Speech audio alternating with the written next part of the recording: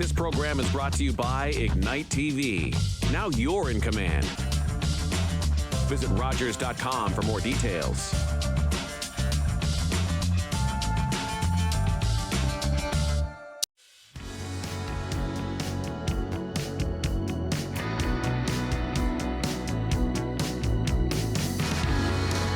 Welcome to HealthLink, a program connecting home, community, and healthcare. My name is Carol Merton, and today I'm delighted to welcome guests who are going to be talking about the Bruce Gray Community Paramedic Program.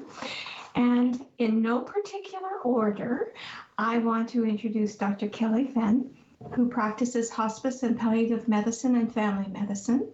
Brad Jackson, community paramedic and shift supervisor for Bruce County, and Kyle Stewart, who is community paramedic and duty supervisor for Gray County. I want to thank all of you for being here today because, as I was saying before the show started, this expansion and the community paramedic program is just so exciting, and lots of information to share about changes and how it's moving forward. And Dr. Fenn, I realize that you're certainly very much a strong advocate of this program and have been actively involved. So thank you to all for joining me today. I think, if you don't mind, we'll start with Dr. Fenn, and wondering if you can tell me a bit about yourself and the role you play in providing community paramedicine services in Gray and Bruce counties. Yeah, certainly. Thanks, Carol, and thanks so much for spotlighting this really awesome work that's been going on in both Gray and Bruce. So I'm a palliative care physician, but really a family physician first. I did my training here in Owen Sound and ended up sticking around, not being from here. But I have mostly a focused practice in palliative care, but do continue to do some family practice work and also some emerge work. So there's a group of 5 of us palliative care physicians who work throughout Gray and Bruce, and we work as a team. And we work right across the whole spectrum of palliative care. We're really trying to build capacity among family doctors and primary care providers, nurse practitioners who do primary care to increase their capacity to provide palliative care. Because we know that as palliative care physicians, we don't need to see everybody who has a life-limiting diagnosis. And if we did, we would be very busy and probably not sleep. So we need to use the resources that we have, and family doctors and nurse practitioners who do primary care are just so well positioned to provide that. So we see ourselves as supporting them and being capacity builders, and also getting involved in those who have more complex situations that require more intensive pain and symptom management or have refractory symptoms. So that's a little bit about us and what we do, working right across the hospital sector, hospice sector, and also in people's homes and doing home visits. We see all those transitions, and we see where the system leaves some gaps. And I think that's how we got involved with the community paramedicine work, because so much of the time the community paramedicine program is filling in some of those gaps in terms of transitions in care, lack of services, waitlisted services for home care. So really it's been a game changer for us, and we got on board right away because we saw that our patients were able to stay at home and be at home with the CP support really well. So that's kind of how we got involved. And so it's really a win-win where you're able to use your professional knowledge to be both supportive and consultative, but also it's a win for the patients who get to stay at home with their families and be able to receive the care at home. So, it certainly sounds like a great benefit. So, Kyle and Brad, and again, I don't mind who goes first, but if you could just tell us briefly about how long you've been involved with the program, and then, how the counties are involved. So give us the personal stuff first, and then let's talk about the county. Go ahead, Brad. Thanks, Kyle. Thanks, Carol. So I've been a paramedic since 2009, working in a couple of different services, but came to Bruce County in 2010, working as a frontline paramedic, and then kind of became a a supervisor, and through my work in another county, really became involved in the community paramedicine program. So have been involved in community paramedicine for about 5 years. So when the opportunity presented itself to participate in a new model of care in Bruce County, I really jumped at that opportunity. So I've been involved with the community paramedicine program in Bruce since January 2021, and really just looking at expanding out now as our opportunities continue to grow and work alongside Dr. Fenn and Kyle as well. We'll talk even more about the new model of care and also what you see may happen for the future models of care. I always like to know what the future holds, but I'm wondering, certainly, Kyle, if you could talk a little bit about yourself and then obviously about the county involvement. So I have been also with Grey County since 2009. I worked as a frontline paramedic for about 4 years before I took a duty supervisor position with Grey. And in the last 3 years, I've been a part of the community paramedic program. And since the inception of the new part of the program, CPLTC, since last May, I've been the community program supervisor alongside my partner, Rick Tremblay, who is not here today. Our community paramedic program has been running since January of 2015, and it was an EPIC model, which was the Owen Sound Family Health Team, which I know we have spoke of before this program. Yeah. So, and the inception of the CPLTC program since May of 2021, and a lot of focus now working with Dr. Fenn with our palliative expansion, assisting in that program since COVID. I guess really working on it before, but really assisted a lot, I believe, into the community during the pandemic. If you don't mind, can we talk about the referrals? We're going to, obviously we want to know how it's making a difference, but how do people actually get referred to be on the program? How does that work? So there is several ways, but people that are listening and people into the community, primary care physicians, that's the starting point, or HCCSS, Home Care and Community Support Services, otherwise known as CCAC in the past. That's a lot of people understand that term. So they can be referred through that part of the program, that's the CPLTC, or you don't need a primary care physician as well if you go through the HCCSS.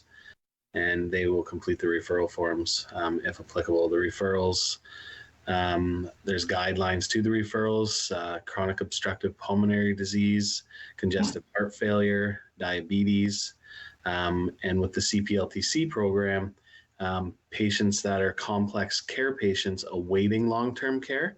So it's just that little bit of extra support within the home while somebody has those complex conditions awaiting placement into long-term care. As we know, there's waiting lists in our community.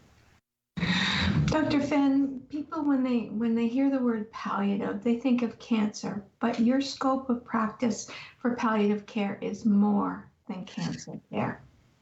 I'm so glad you brought that up, Carol. It's such a great point and such a important point that we educate folks on. A lot of people do think that palliative care is end of life care, like in the last weeks and days of life when people are bedbound and actively dying. But really, we can instill a palliative approach to care right across the illness trajectory, regardless of prognosis. In COPD, for example, we know that that's a life-limiting condition and irreversible.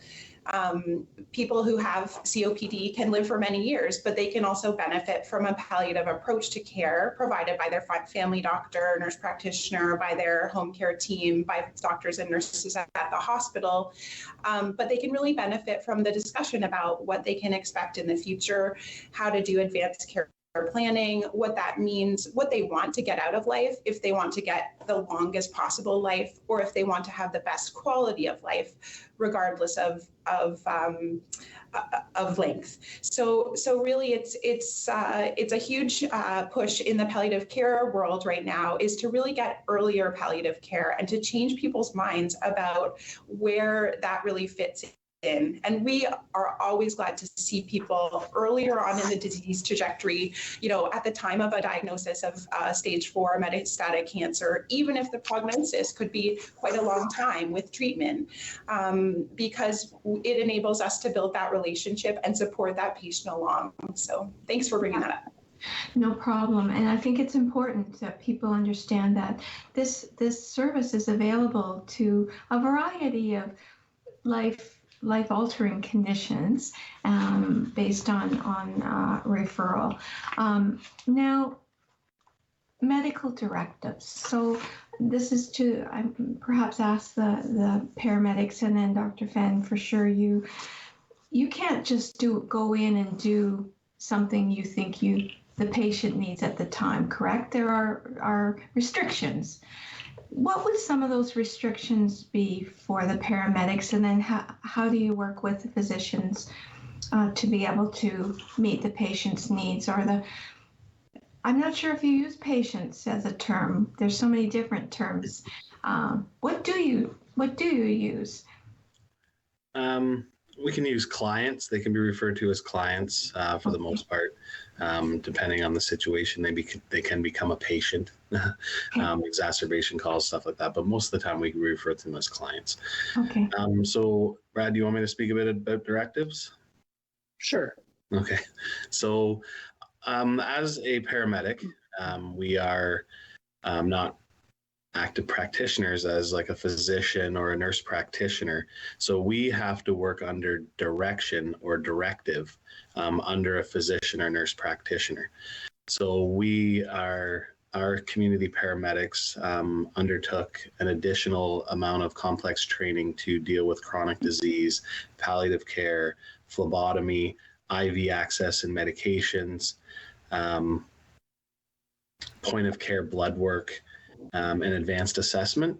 So after taking those courses and completing the program, they then become a community paramedic, registered community paramedic, and we work under the direction or directives of the physicians. So when we go in to do our assessments, say for example, somebody with COPD, an exacerbation that developed a pneumonia, let's say, and we go in, we assess the patient, we then contact the physician, say this is our findings, and now we have the capabilities of starting them on an antibiotic, we have the medications with us to do so, but we do that under the direction or directive of the physicians, the primary care or Dr. Fenn and palliative care, or one of the 5. So Dr. Fenn, are you finding more and more that you're being asked for this from the expanded and enhanced program? So the great thing about this is it really boosts up the relationship between the patient and their family doctor or primary care provider.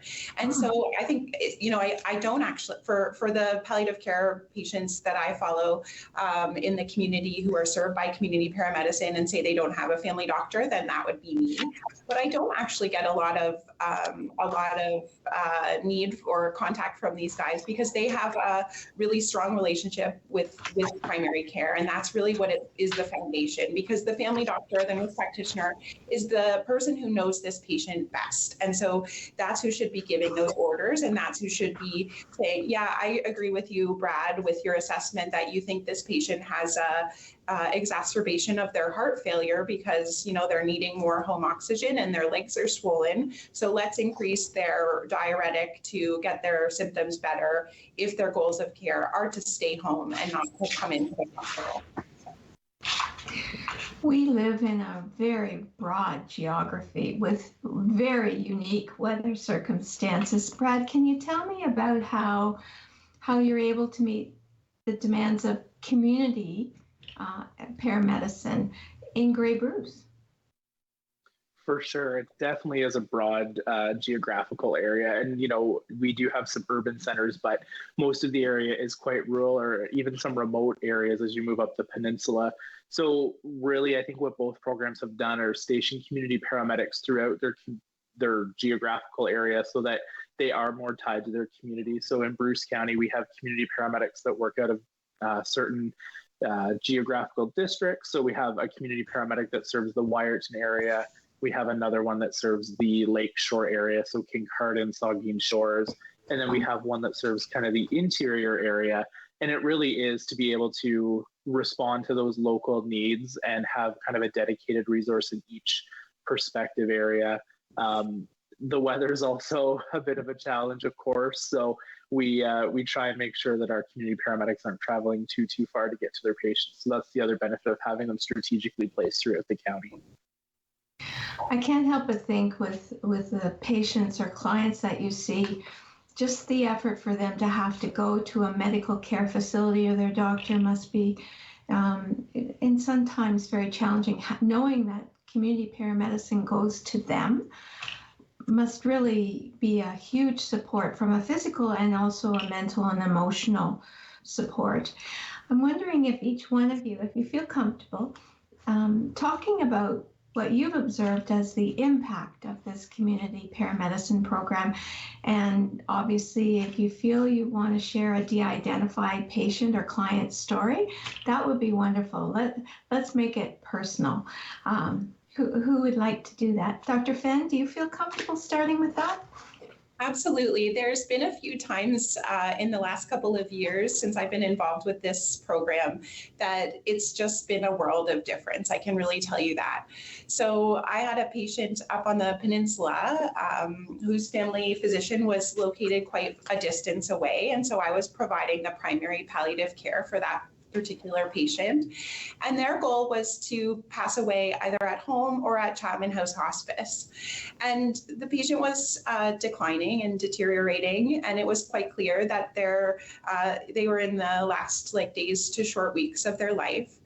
And we had requested a hospice bed, but unfortunately one wasn't available. I do work at Chapman House as well.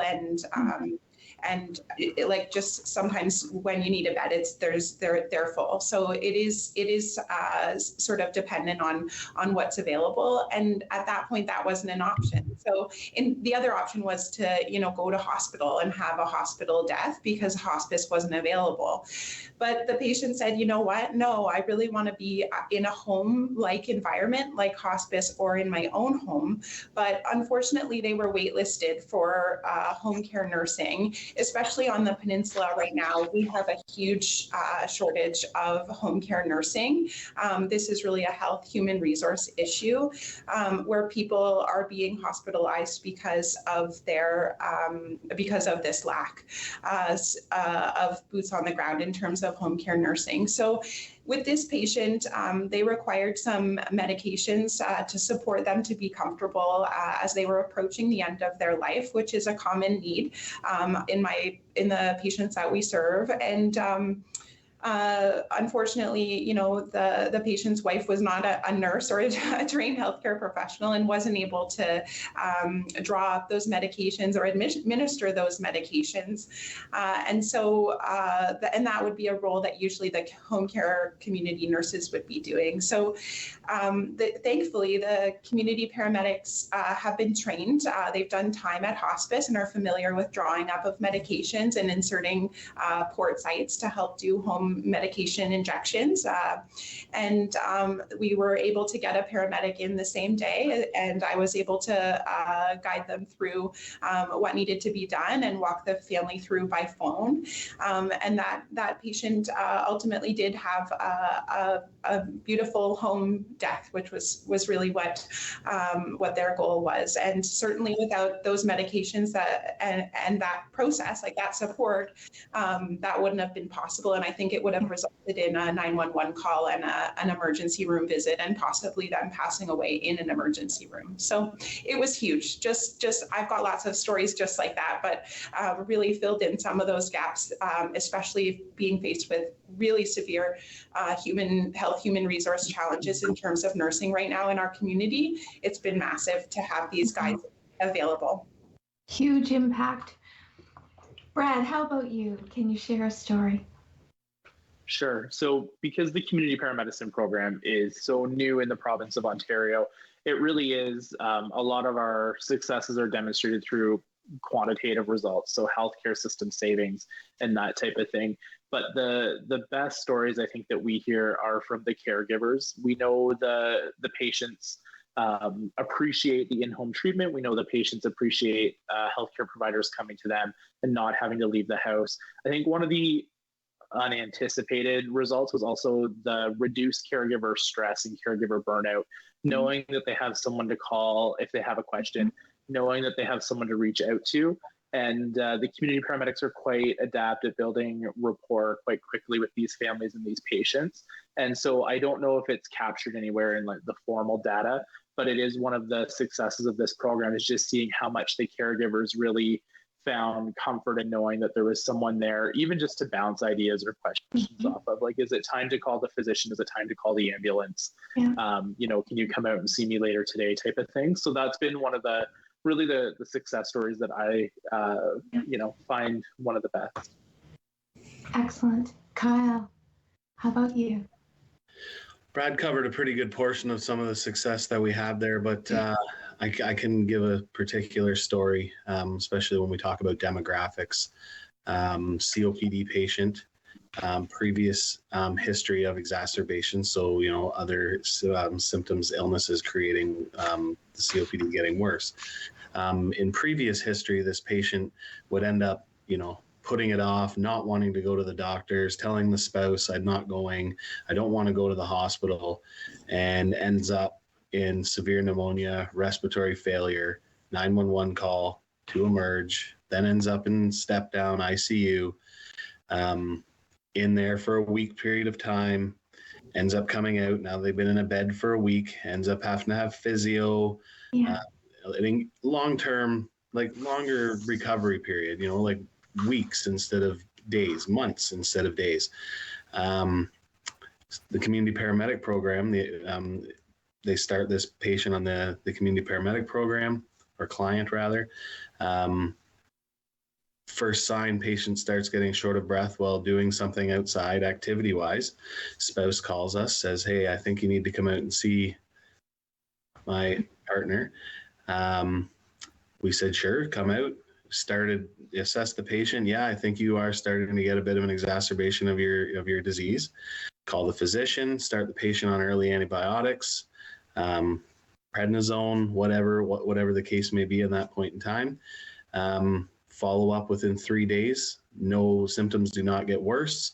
Over the course of a week, patient gets better, and it decreased it again from days instead of weeks. Again, like Brad mentioned, caregiver stress. Now they, as an elderly person, don't have to worry about transportation to visit their partner, et cetera, in the hospital.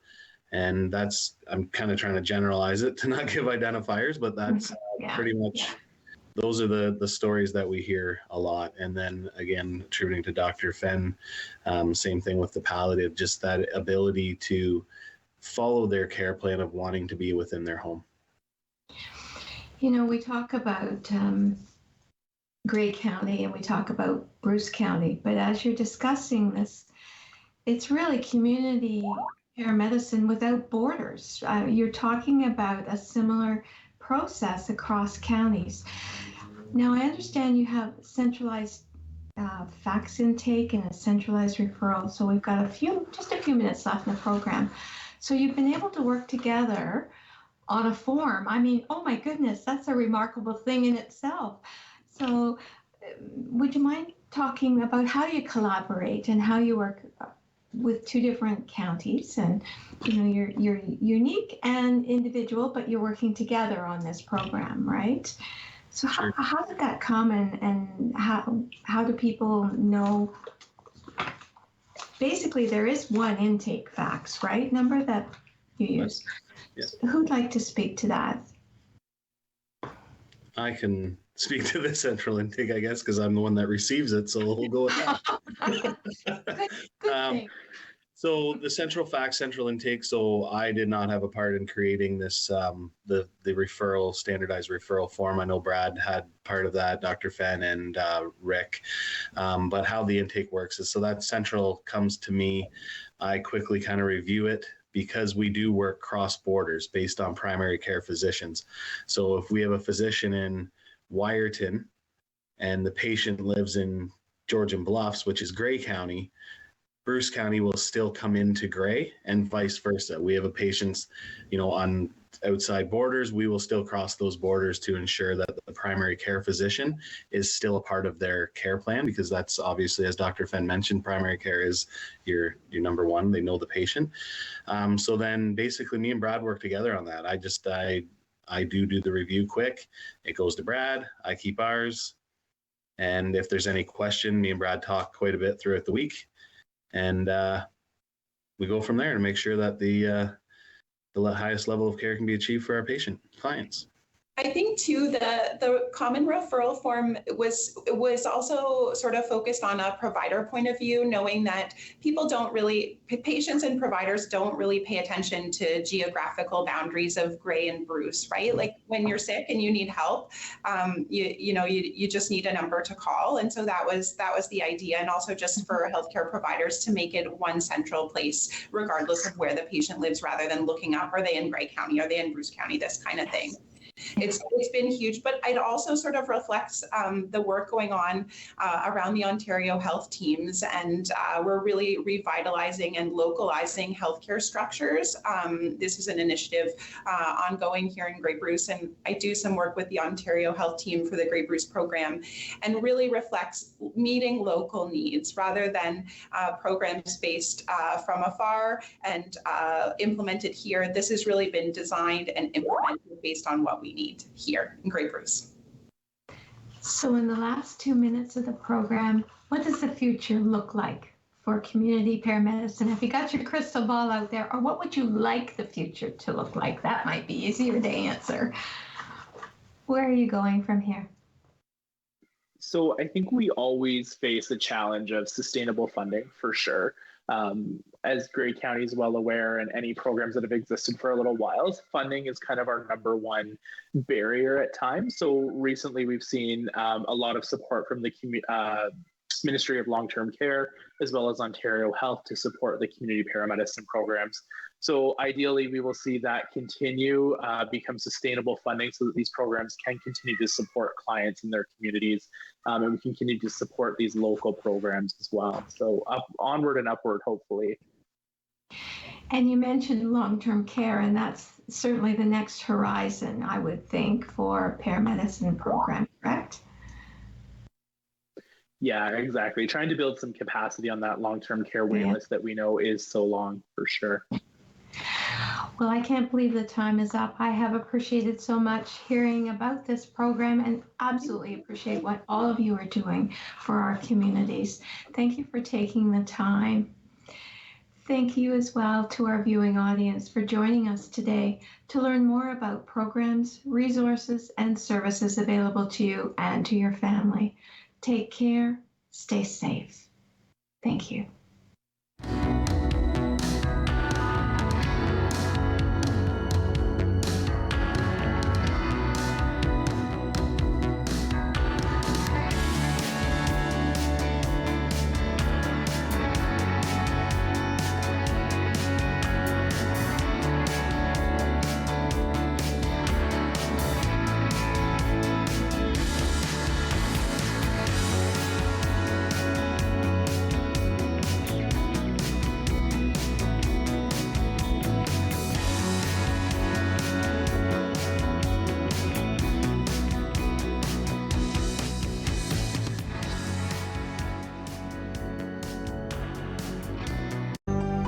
Call the Rogers TV viewer response line, email us, or connect with us on social media.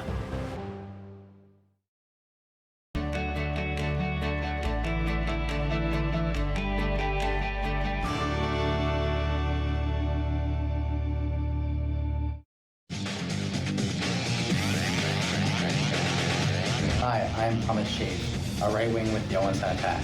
Go behind the scenes with your favorite team on Attack Rap every Tuesday on Rogers TV.